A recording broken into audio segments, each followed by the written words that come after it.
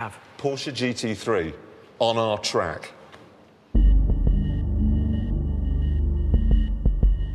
This shape is primeval, part of the landscape. And just as a caveman got the jitters when he saw the outline of a saber-toothed tiger, I'm pre-programmed to start shaking when I see this.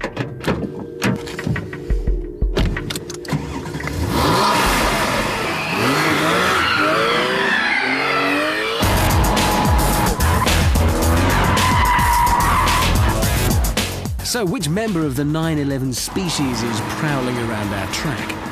This is the GT3, a Porsche that offers you less, so it can give you so much more. It's been stripped of all creature comforts, so there's no sat-nav, there's no air conditioning, less soundproofing, even the carpets are thinner. No fancy leather seats in the front, and no seats at all in the back. And it's all in the name of saving weight. It makes no apologies for what it is. So if you want a comfy ride, get another car. If you want to be cool on a hot day, get another car. If you want height adjustment on the seats, which I don't, get another car.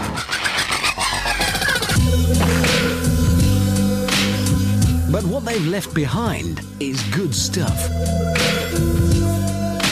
For instance, look at the brakes. The calipers are yellow, not the usual Porsche red, and they signify something important. The discs are ceramic. Sounds like pottery, but it means they can cope with enormous punishment without overheating and fading. And then there's the engine. Oh yes, the engine. It's hand-built from exotic materials like titanium, and it's probably the most important part of the car, which is good because it costs 40 grand. Shame then that you can't really see it. It's in here somewhere, behind this old washing machine.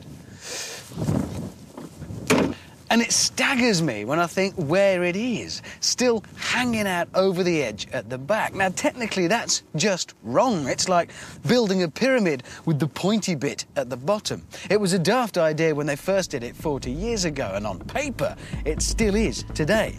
That should be rubbish.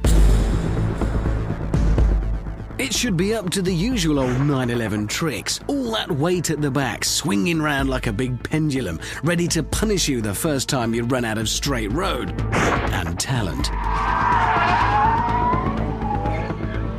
So you'd think that over the years they'd try and inch the engine forwards. Now, sir, look at our lovely new headlamps. Meanwhile, the engine's coming towards the front, but no.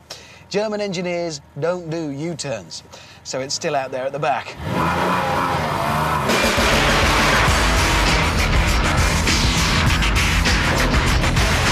Wherever it is, though, what an engine. And the figures speak for themselves. 0 to 60, 4.5 seconds. Top speed, 190. And for once, it's not scary using all that power. In the bad old days, to try and counter the handling problems, Porsche tried crude Heath Robinson measures. They stuffed the front bumper with lead to try and balance it. But none of it worked. In the 70s and 80s, the 911 was the Grim Reaper's company car. Huge crowds would gather at roundabouts to watch fat stockbrokers climb trees in their Porsches.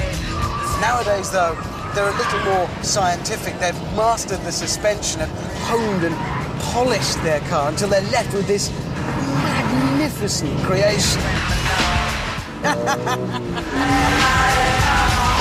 This is an amazing machine. You can put it where you want it and then hold it in huge slides. Don't worry, I'm not the drift god. Look, I'm going sideways. Look at that!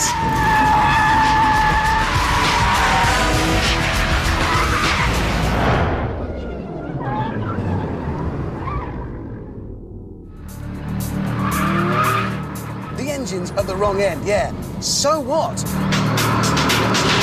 Sure, it's a flaw, but it's a flaw like Cindy Crawford's mole, J-Lo's enormous buttocks. It's become its defining feature. It's the whole point of the car. The GT3 is final and absolute proof that evolution works. And after 40 years, this isn't just good. This is the best 911 ever.